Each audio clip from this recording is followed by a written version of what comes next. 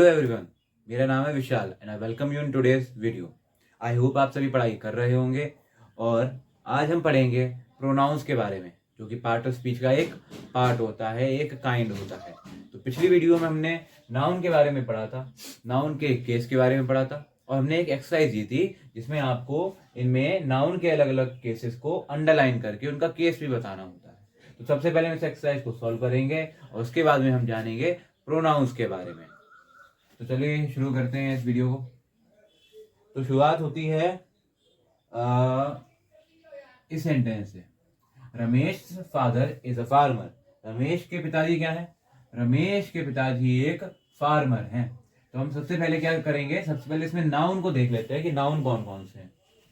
तो एक तो रमेश एक नाम है, नाउन यानी कि नाम। बताया हमने कि किसी भी चीज का अगर नाम है तो वो नाम क्या कहलाएगा?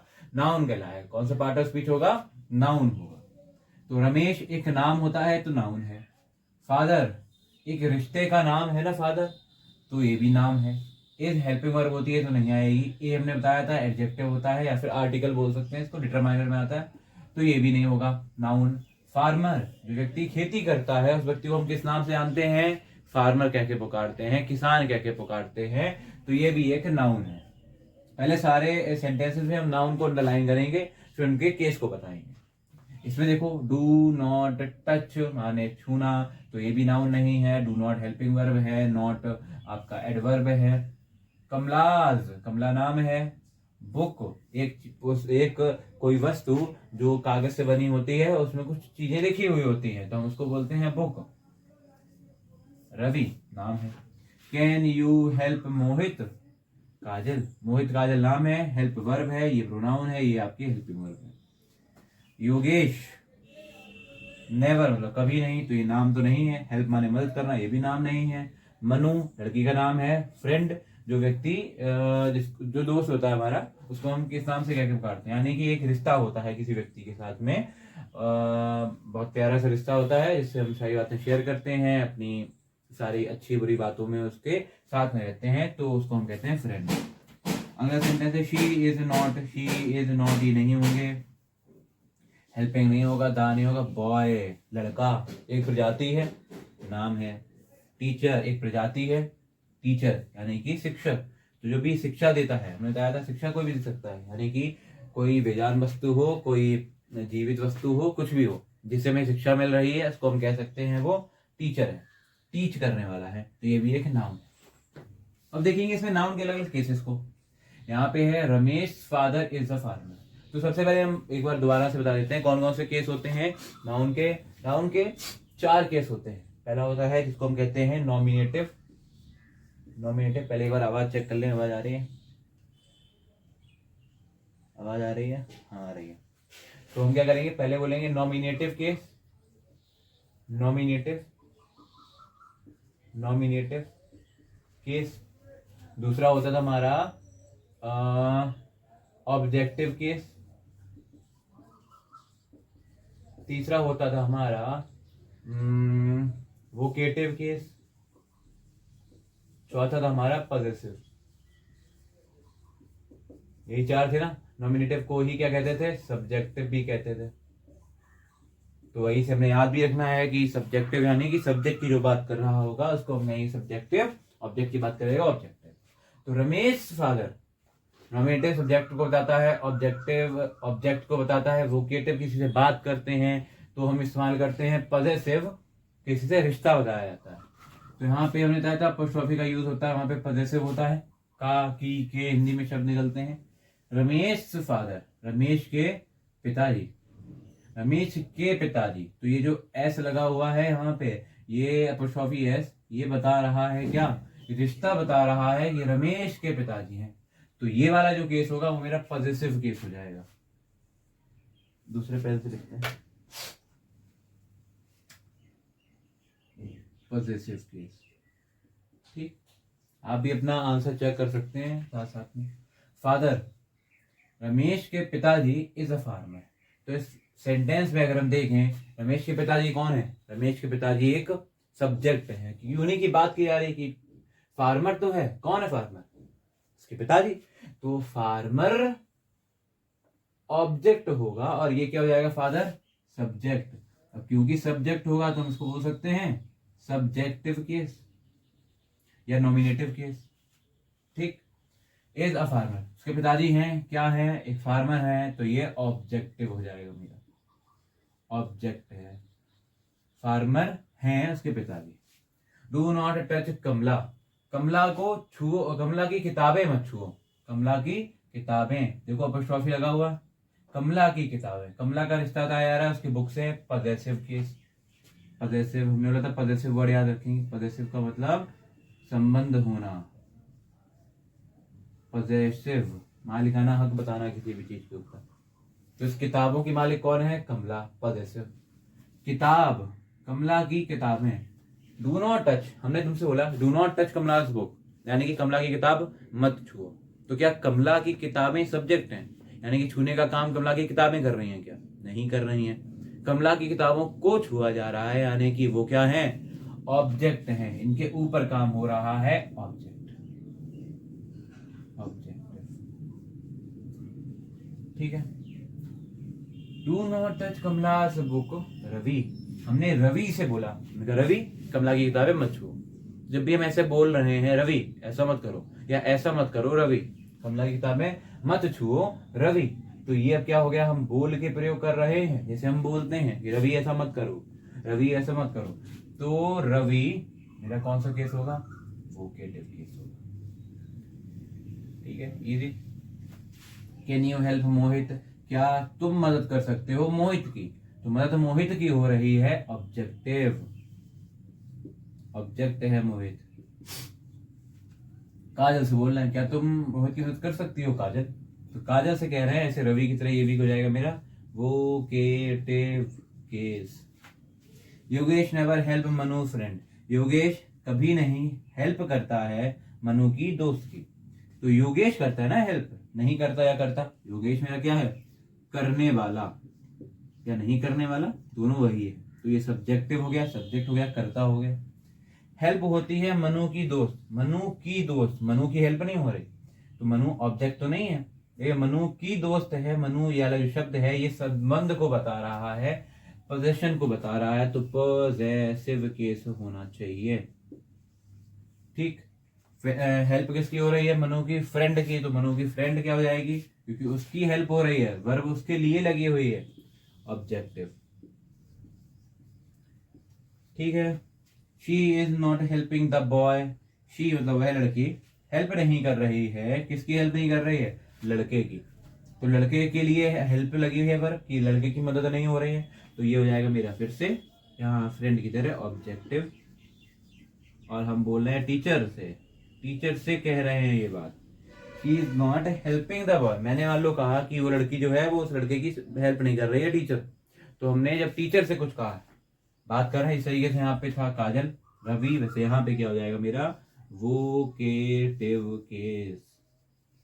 सिंपल तरीके से हम बताने की कोशिश इसको कर रहे हैं, कॉमा से इसको पहचान लिया करेंगे, इसके पहले कॉमा लग रहा हो या बाद में, ऐसे भी बोल सकते थे इसको, यहाँ पे टीचर लिखा होता, टीचर लिखा होता, कॉमा लगा होता, teacher she is not helping the boy, यहाँ पे फुल स्टॉप आ जाता, तब भी ये सेंटेंस कैसा होता, सेम होता, और इवोकेटिव केस मेरा ये वाला हो जाता। ठीक है, तो कॉमा से इसको हम पहचान लिया करेंगे, तो अभी के लिए सेंटेंस जो लिखा हुआ है उसी को हम लिखा रहने देते हैं, टीचर। ठीक, फुल स्टॉप इनको लगाना मत भूला करो, ठीक है। तो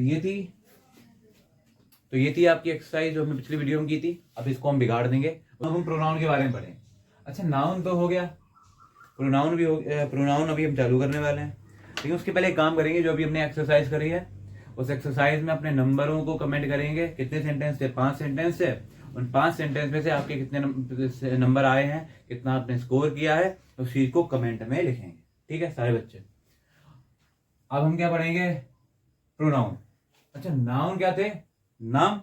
अब इसको याद रखने का एक तरीका है, याद रख सकते हैं, कैसे याद रख सकते हैं, अब उसका मतलब हो या नहीं हो, उससे मतलब नहीं है हमको, उसको याद रखने के लिए बता रहे हैं। ठीक है, प्रोनाउन शब्द देखो दो शब्दों में बांट देते हैं, प्रो और नाउन। प्रो शब्द सुना होगा कि बहुत ज्यादा प्रो है, इस गेम में प्रो है, अलग किसी एक फील्ड में प्रो है, किसी स्पोर्ट में प्रो है, किसी सब्जेक्ट में प्रो। तो प्रो का मतलब रहता है प्रोफेशनल। प्रोफेशनल यानी कि जो बहुत ही अच्छा होता है, जो ज्यादा अच्छा होता है। नाउन प्रोफेशनल है, नाउन नाउन से भी अच्छा है। ठीक, प्रोफेशनल से मतलब नहीं है यहाँ पे, अच्छा है बोलने के लिए हम प्रो शब्द को बता रहे हैं कि प्रो माने अच्छा है, नाउन से, नाउन से भी अच्छा है। जो चीज अच्छी होती है हम उसका इस्तेमाल करते हैं। मान लो ये मार्कर है और ये वाला मार्कर है, इन दोनों में जो अच्छा होगा उसी को तो इस्तेमाल करेंगे ना। अब क्योंकि ये प्रोनाउन नाउन से अच्छा है तो हम इसका इस्तेमाल कर लेते हैं नाउन की जगह पे। सिंपल है कि नाउन से अच्छा है तो नाउन की जगह पे इसका इस्तेमाल हो सकता है, यानी कि इसकी जगह पे कभी ना कभी एक नाउन रहा होगा। इस बात को हमेशा ध्यान रखेंगे। यानी कि अगर हम यहाँ पे सेंटेंस लिख देते हैं, कैसे अभी लिखते हैं फिर बताएंगे उसके बारे में। He is smart, he is smart. तो ही की जगह पे, क्योंकि ही एक प्रोनाउन है, अभी हम बताएंगे इसको कौन सा प्रोनाउन है, लेकिन ही एक प्रोनाउन है। अब क्योंकि एक प्रोनाउन है तो इसकी जगह पे कोई ना कोई नाम जरूर ही आना चाहिए। अगर नाउन नहीं आ रहा है तो सीधे समझ लेंगे प्रोनाउन नहीं है। ठीक है, तो यहाँ पे हम बोल सकते हैं इसकी जगह कोई सा भी नाम, कोई सा भी रैंडम नाम उठा के रख देते हैं। जैसे हमने यहाँ पे चिंटू रख दिया, अगर मान लेते हैं चिंटू इज स्मार्ट, तो ये सेंटेंस बोल सकते हैं ना इस तरीके से। देखो आवाज आ रही है मेरी, नहीं आ रही है? हेलो, आ रही है आवाज? हाँ। तो Chintu is smart, Chintu smart है, तो यहाँ पे लिख पा रहे हैं ना, हमने ही की जगह पे चिंटू लिखा है। तो अगर नाउन लिख पा रहे हैं इसका मतलब जो ही था मेरा वो क्या था, एक प्रोनाउन था। ठीक है, इस तरीके से चीज को बताने की कोशिश करना है। तो कभी भी अगर चेक करना हो, टेस्ट करना हो कि प्रोनाउन है या नहीं है, सिंपल सा एक काम करना है, उस प्रोनाउन को हटाना है और उसकी जगह पे एक नाउन रख के देखना है, उसकी जगह पे एक नाउन का इस्तेमाल करना है। और अगर वो नाउन वहां पे फिट बैठ रहा है, ग्रामर गलत नहीं लग रही है, तो हम बोल सकते हैं वो मेरा प्रोनाउन है। ठीक है, ठीक है, ठीक है, ठीक है। तो प्रोनाउन क्या होते हैं, इसकी एक डेफिनेशन लिख लेते हैं। अभी जो बताया कि ऐसे शब्द जो नाउन के स्थान पर प्रयोग किए जाते हैं उन्हें प्रोनाउन कहते हैं। तो इसको लिख सकते हैं, ऐसे शब्द जिनका इस्तेमाल नाउन के स्थान पर या नाउन को हटाने के लिए प्रयोग किया जाता है उन्हें हम कहते हैं प्रोनाउन। पहले डेफिनेशन लिखेंगे फिर एक बार और समझेंगे प्रोनाउन क्या होता है। इंग्लिश में डेफिनेशन यहाँ पे लिख देते हैं।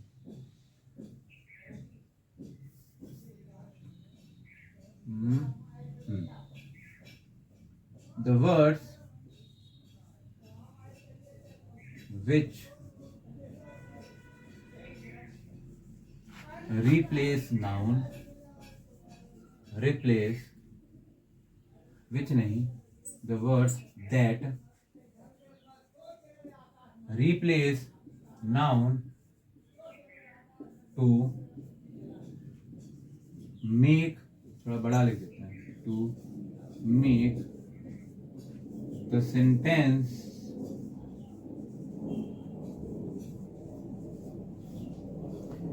easy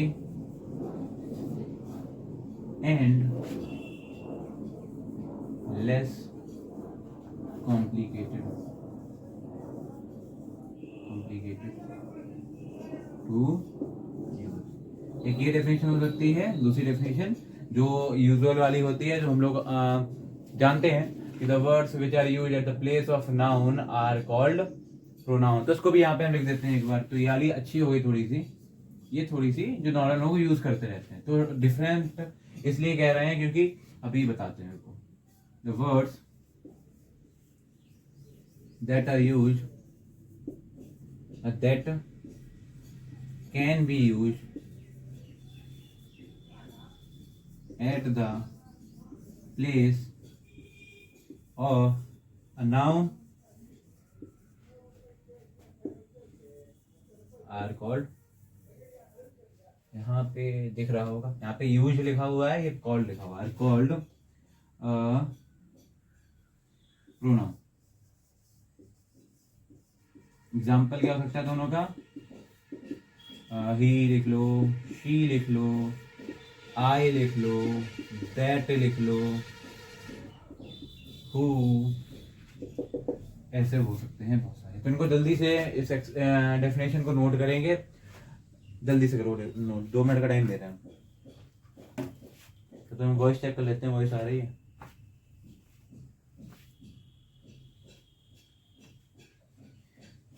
the words that replace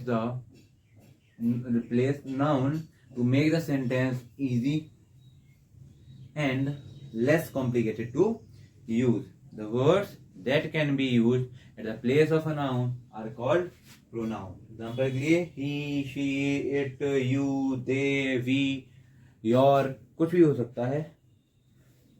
तो लिख ली होगी आपने डेफिनेशन, नहीं लिखी है तो इसको वीडियो को पॉज करके और फिर उसको लिख सकते हैं।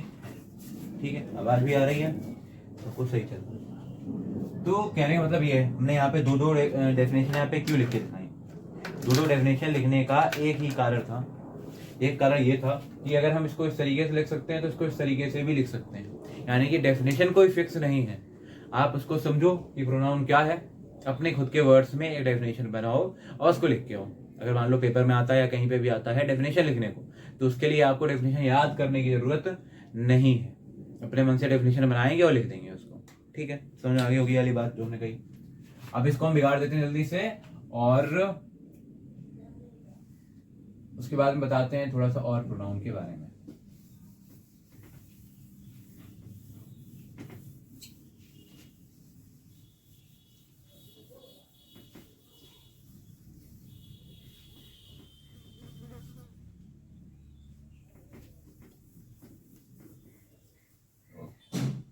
तो जैसे कि हम क्या करते हैं, हम यहाँ पे एक एग्जांपल लेते हैं एक नाउन का।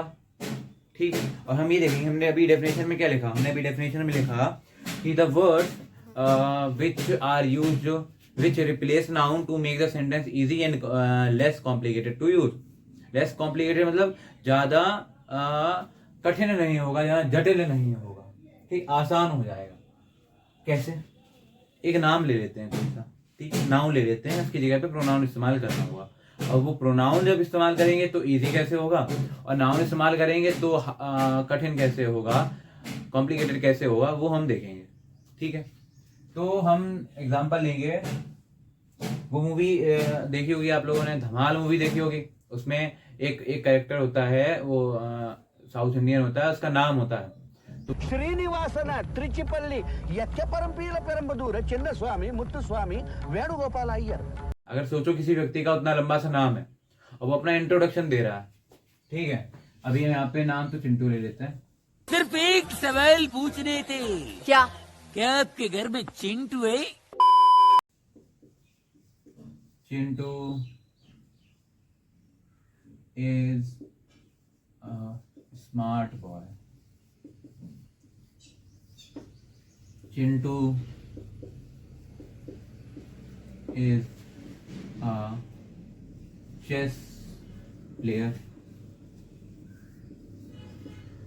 Chintu loves his family. Chintu is 11 years old. Chintu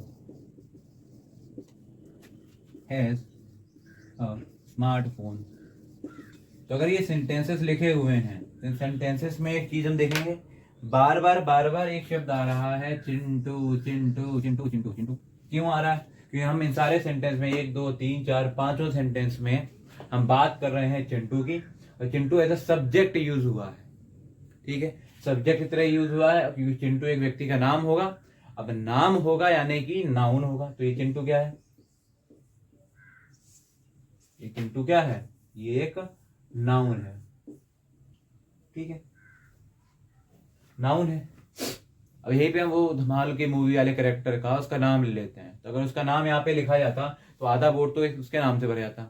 ठीक है, आधा वोट तो उसके नाम से ही भर जाता, और उसी नाम को हम बार 1 2 3 4 5 10 लाइन लिख रहे हैं तो 10 बार, 100 लाइन लिख रहे हैं तो 100 बार उसी नाम को इस्तेमाल कर रहे होते, तो सोचो हमें बात करने में कितनी दिक्कत होती। इस सेंटेंस को भी अगर हम बोलते हैं कि Chintu is a smart boy, Chintu is a chess player, Chintu loves his family, Chintu is 11 years old, Chintu has a smart phone. तो चिंटू क्या है? चिंटू स्मार्ट है, चिंटू चेस खेलता है, चिंटू अपनी फैमिली से प्यार करता है, चिंटू 11 साल का है, चिंटू के पास एक फोन है। बार चिंटू चिंटू चिंटू चिंटू अगर हम कर रहे हैं, सोचो ये लाइनें हम 5 की बजाय 500 लिख रहे होते, 50 लिख रहे होते, तो हम बार बार हमको चिंटू बोलना पड़ता। या कोई बहुत बड़ा नाम है मान लो यहाँ पे, तो हमें बार बार वही नाम इस्तेमाल करना पड़ता। तो ये जो रिपीटेशन हो रहा है, रिपीट कर रहे हैं हम बार बार नाउन को, ये हमको ना करना पड़े, इसके लिए हम क्या यूज करते हैं, प्रोनाउन का इस्तेमाल कर लेते हैं। क्योंकि प्रोनाउन क्या बोला गया है, वो नाउन से बढ़िया है। नाउन से बढ़िया कैसे है, देखो अभी चिंटू क्योंकि लड़का है, इसकी जगह हम बोल सकते हैं ही।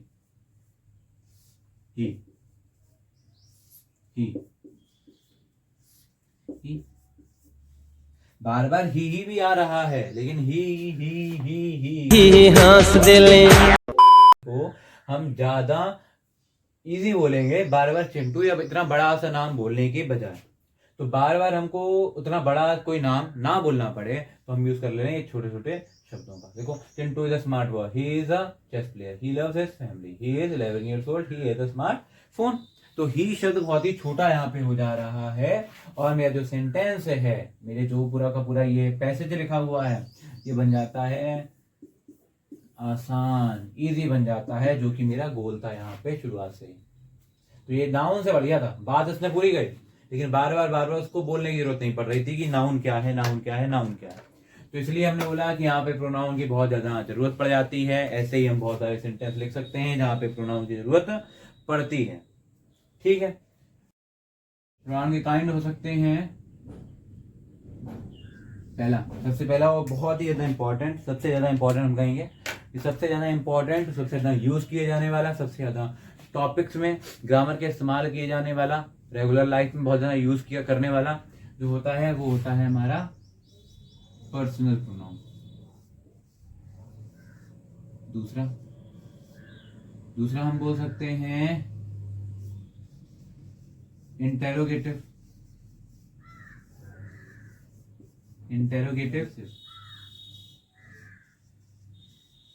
पजेसिव। जैसे पजेसिव केस पढ़ा था नाउन का, ऐसे पजेसिव प्रोनाउन है यहाँ पे। उसके बाद में हमारे पास में है इंडेफिनिट प्रोनाउन, नाम बता देते हैं सारे। इंडेफिनिट प्रोनाउन होता है, डिस्ट्रीब्यूटिव होता है, डेमोन्स्ट्रेटिव होता है, आपका रेसिप्रोकल होता है, रिफ्लेक्सिव होता है, एम्फेटिक या इंटेंसिव होता है, और आखिरी होता है रिलेटिव। ठीक है, तो ये सारे होते हैं, इनका हम नाम लिख देते हैं sequence wise. Reflexive, emphatic, demonstrative, तो इसको एक सीक्वेंस में लिखने के लिए यहाँ पे देख लेते हैं। रिफ्लेक्सिव आती है मेरे को, आती तो है। एम्फेटिक और इंटेंसिव। इंटेंसिव के बाद में एम्फेटिक इंडेफिनिट बोल सकते हैं, डेमोन्स्ट्रेटिव बोल सकते हैं, इनडेफिनिट यानी किसी आदमी को पता ना हो। इसके बाद में होता है आपका डेमोन्स्ट्रेटिव,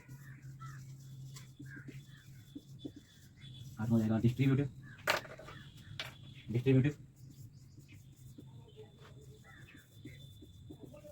ठीक है, नॉर्मा हम लिख सकते हैं डिस्ट्रीब्यूटिव के बाद में। कौन सा बचा है, रिलेटिव और रेसिप्रोकल, बहुत ही इंपॉर्टेंट। रेसिप्रोकल पता नहीं क्यों, लेकिन मेरा फेवरेट है।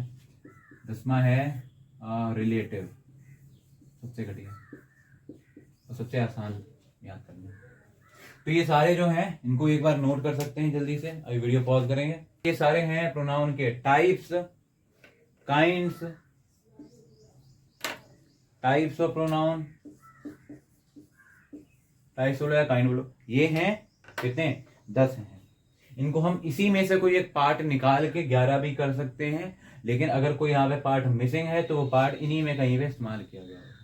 इस पजेसिव को हम पर्सनल प्रोनाउन के अंदर पढ़ते हैं, पढ़ेंगे, चीजों को सीखेंगे। नहीं समझ में आया तो वीडियो को दोबारा देखेंगे। कोई चीज फिर भी अगर रह जाती है तो कमेंट करके बताएंगे, कोई गलती होती है तो उसको भी कमेंट करके बताएंगे, क्योंकि गलतियां तो हो सकती है ना हमसे। उसके बाद में कोई डाउट अगर रहता है तो इंस्टाग्राम का लिंक होगा वीडियो की शुरुआत में या फिर अबाउट सेक्शन में, तो वहाँ जाके इंस्टाग्राम पे मैसेज कर सकते हैं किसी भी डाउट के लिए, और फॉलो भी कर सकते हैं। तो बस इसी तरीके से पढ़ाई करते रहें। अगली वीडियो में पर्सनल इन सारे प्रोनाउन को डिफाइन किया जाएगा, इन सारे प्रोनाउन की बात की जाएगी, एक एक करके समझा जाएगा, इसकी एक्सरसाइज की जाएगी और धीरे धीरे चीज़ों को आगे बढ़ाया जाएगा। तो बस पढ़ाई करते रहें, खुश रहें, हंसते रहें, मुस्कुराते रहें, और इसी तरीके से अपनी पढ़ाई पे ध्यान दें।